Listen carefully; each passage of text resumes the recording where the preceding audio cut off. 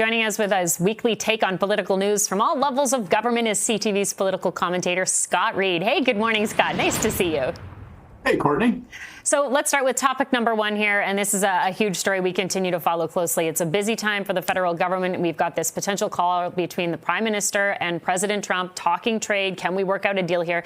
But we've learned that Ministers Anand and Champagne are heading to Mexico.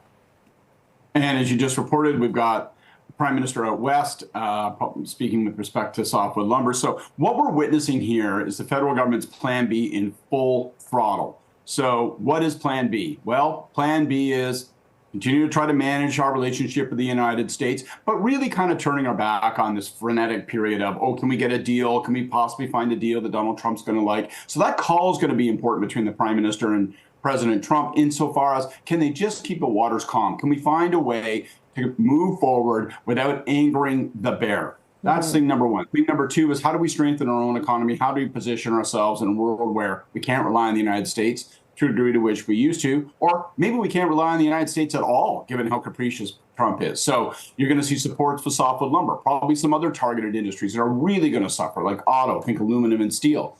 But then also trying to strengthen ties with partners like Mexico. And in particular, you can bet that even as they talk about what we can do together in the near term, Anand and Champagne are going to be talking to the president of Mexico about how do we collectively protect ourselves when it comes to renegotiating the Canada-U.S. Mexico free trade agreement next year, because Trump is coming for it, sure as shooting. That's his next target. He wants to dismantle that free trade agreement. Yeah, we know how important it is right now to work on our trade relationships with other partners, given the situation we're in and just how much it seems to change on a daily basis.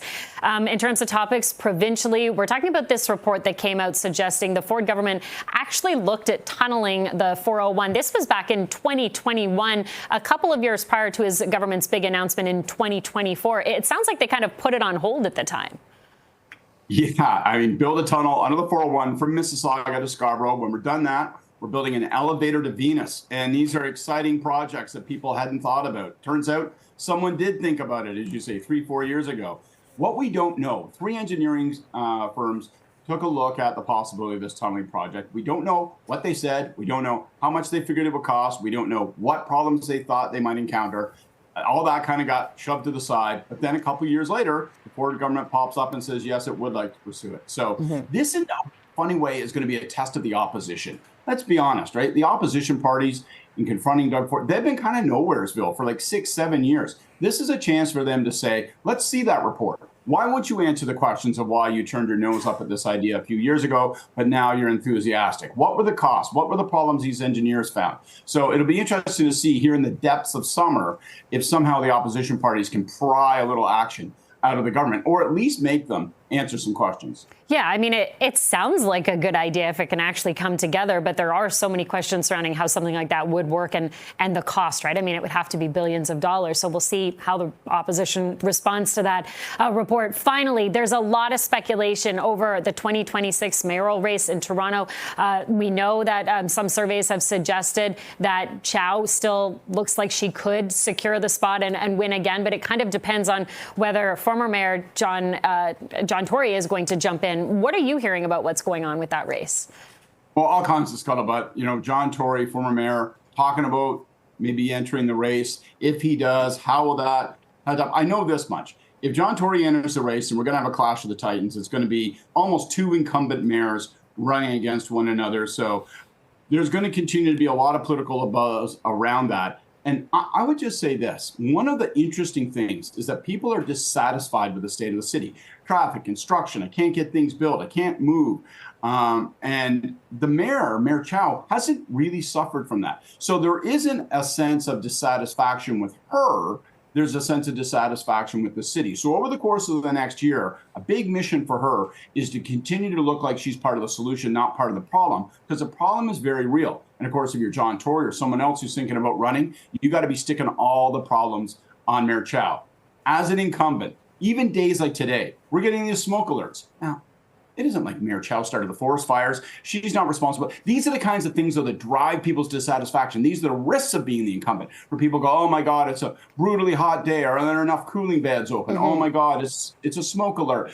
Why can't we get out from under? And so those are the kinds of things that are not your fault, but sometimes you get freighted with. It's going to be very interesting. We're in like a phony phase right now where people are kind of maybe shooting from the bushes. Are they going to run? Are they not going to run? So just watch all of this. Job number one, if you're running against Olivia Chow or thinking about it, is to try to make certain that she takes the blame for all the things that people are frustrated with and by in this city. So lastly, I want to ask you, if Tory does jump into this race, do you have any kind of prediction when we might hear from him? Or because that sounds like that could really be the deciding factor here. Well, let's go by history. When he first ran for mayor, when he ran for mayor and then won a few years ago, he actually declared right in and around the January deadline. So once in the election year, nominations open up in early January, and I think it was the 3rd or 4th of January. I don't recall precisely, but it was more or less the first business day after January 1st. So that's one milestone. I would think, if I'm going to be honest, and I have no idea what John Tory is thinking, but if I was advising anybody on running a mayoralty campaign, you have to raise a ton of money. You have to build an infrastructure. You have to get a team behind you. You have to make sure your potential team doesn't go to someone else. So I would think by Labor Day, you need to quietly signal to people, I'm in. Don't go anywhere else. Start raising money. Yeah, we're well over a year away from that mayoral race, but so much is happening behind the scenes already. Scott Reid, thanks so much for your time this morning. We'll see you again soon. Thanks, Gordon. Have a good day.